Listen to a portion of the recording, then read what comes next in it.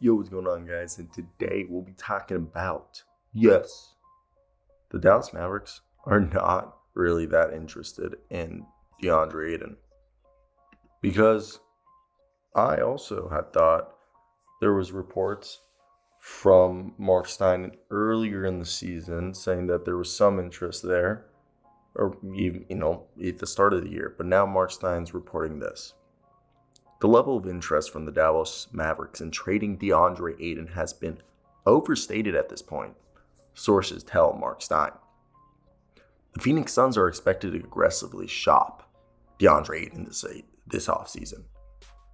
As you guys know, Deandre Ayton signed a 4-year, $133 million offer sheet when the Pacers last offseason matched it,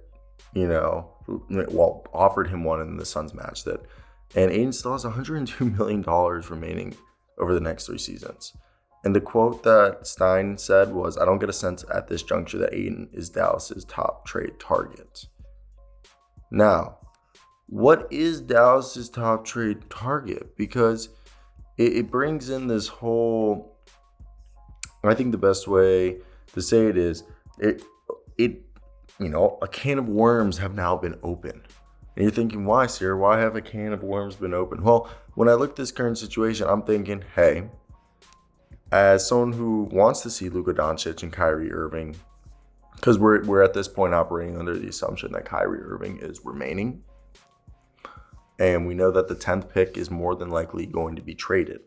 I want to hear your thoughts. Who are some trade targets that they should go after?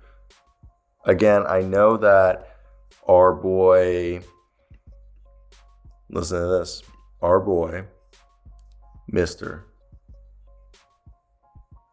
Pascal Siakam is supposed to be being shopped, and the Portland Trailblazers are being connected. But what if the Dallas Mavericks can go in there? ...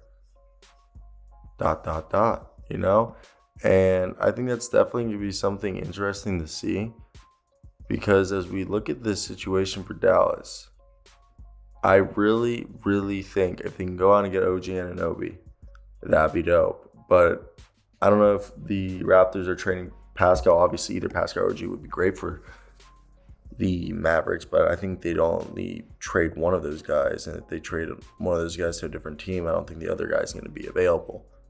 Now you look around the league, who else? John Collins.